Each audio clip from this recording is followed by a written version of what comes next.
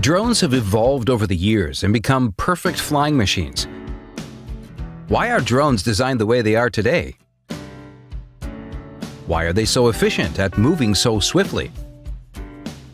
In this video, we'll learn about the drone's mechanical design aspects, along with its electronics controller, sensors, intelligent algorithms, and even satellite technology. So, let's start a design journey, starting with a permitted drone and moving on to the most modern drone. Let's start with the simplest drone design, a single propeller design. One-propeller drones provide enough lift force to keep the drone hovering in the air, but there is no way to control this drone. All it can do is go vertical and come down. Another issue is that this drone's body will keep rotating opposite to the propeller, which is a consequence of Newton's third law of motion. You can see the motor's stator supplies the necessary torque to the rotor part. According to the third law, this means that the rotor should give an equal amount of torque back on the stator. Since the stator is fixed to the drone body, this reaction torque will give the drone an undesirable spin. So why not use two propellers? This is certainly a possibility, and a company called 00 Robotics has made a serious attempt to develop such a drone. The fewer the number of propellers, the less energy the drone will consume, and the longer it can stay in the air. However, the main issue is that manipulating the drone to fly at high speeds and take sharp, quick turns requires a higher degree of control accuracy and stability. Let's hope that with the advancements in control algorithms, two-propeller drones will achieve a good stability one day. You can see that the blades of two propeller designs rotate in the opposite direction. This way, the motor's reaction torque gets cancelled and the undesirable body spin can be avoided. Three propeller designs are very rarely used. The main issue with these types of drones are the motor's reaction torque and gyroscopic precision. These issues create unnecessary complications in the design and algorithms. In the next variation, the four-propeller drones, or quadcopters, usually have an H shape or an X shape. Now, let's see how the quadcopters do the maneuvers by understanding the interesting force dynamics of them. To achieve hovering, the operator has to just make sure that the weight of the drone is exactly balanced by the thrust produced by the propellers. You can see the beautiful airfoil shape the propellers utilize to generate lift force. To achieve forward motion, the front propeller speed is slowed down while the rear propellers speed up. This will cause the pitch motion. Now, let's make all the force values the same by making the propeller speeds the same. Here, suppose you have balanced the vertical component of the resultant propeller forces with the weight of the drone. Even after this, there is an unbalanced horizontal force, which will make the drone move forward. A similar technique is used to enforce a drone's roll movement. Put simply, this movement is carried out by creating imbalanced lift force in the left and right pairs of propellers. A quadcopter's yaw motion is achieved in a unique way. In the beginning of this video, we learned about the motor's reaction torque and its effect on the drone. To avoid such undesirable spin, in quadcopter drones, one diagonal pair is spun opposite to the other pair. This technique cancels the reaction torque completely. However, if you want to yaw the drone or spin it, all you have to do is make sure that these reaction torques are not getting cancelled, which you can easily achieve by reducing the speed of the one diagonal pair. The reaction torque is proportional to the propeller speed. Eventually, a net reaction torque will occur, and the drone can achieve the yaw motion. Obviously, the quadcopter drones are the most stable. With the ability to move at high speeds and take sharp turns swiftly, they are used in almost every industry. Now, let's get into the brain of the drone. Suppose a drone is hit by a sudden gust of wind. The operator has to control and readjust each propeller's speeds and rotation direction in less than a second.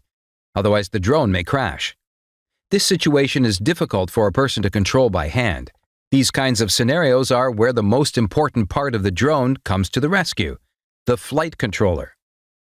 The flight controller can be thought of as a tiny, intelligent pilot sitting inside and navigating the drone through any difficult situations. It enables the operator to use simple controls like up, forward, yaw, etc., making the drone operation as simple as a video game. To achieve this result, the flight controller obviously needs a lot of input signals from various sensors.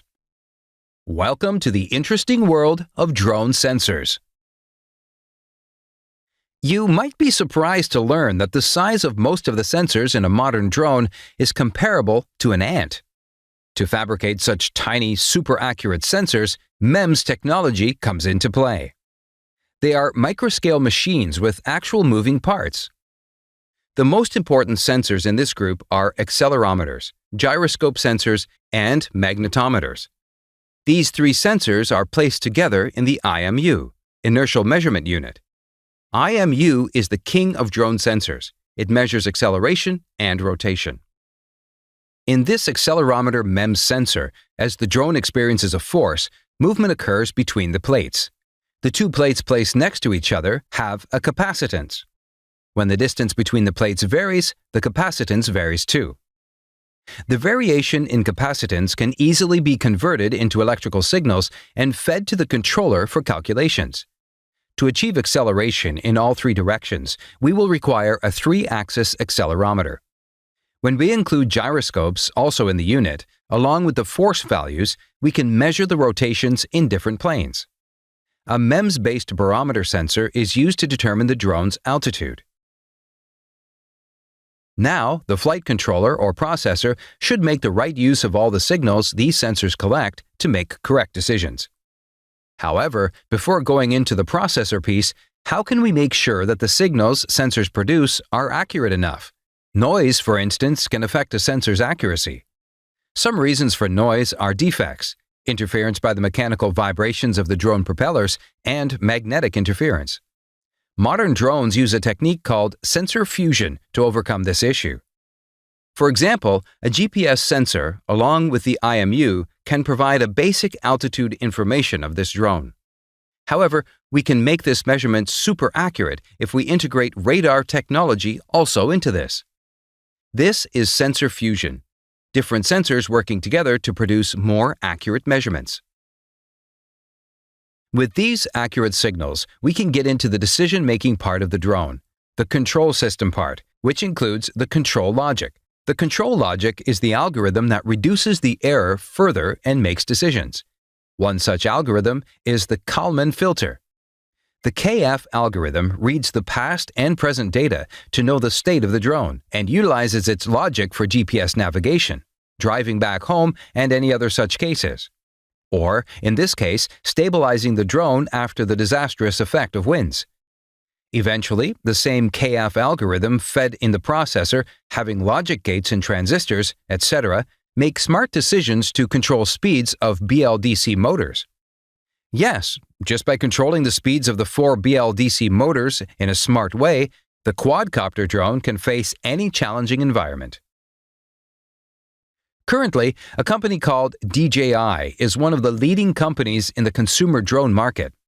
They use advanced flight control algorithms, dual IMUs for more reliability, and vibration dampening systems to reduce errors in sensor output. Sophisticated algorithms are one of their keys to success. On the other hand, compared to DJI, companies like Parrot, Autel, and Unique don't have as much market in consumer UAV drones. These drones lack the refinement and fitness you get with DJI's drone. We already saw how the smart control of the BLDC motors by the Kalman filter algorithm ensures the drone a stable and happy flight. Power required by these BLDC motors, electronic circuits, antennas, and sensors are supplied by a lithium-ion battery. The drone receives the control signal from the user using the common radio frequency technology. The range of communication can be between 1 to 2 kilometers for a consumer drone. Now, an interesting question. What if the drone accidentally travels out of this communication range? To get the missing drone back, modern drones make use of GPS and tower-based internet technology together. The operator has already set the home location when starting the drone with the help of GPS. This way, the lost drone can safely get back to its home location. We hope you enjoyed decoding the complete drone working systems. See you in the next video. Before you leave, don't forget to be a part of our team. Thank you.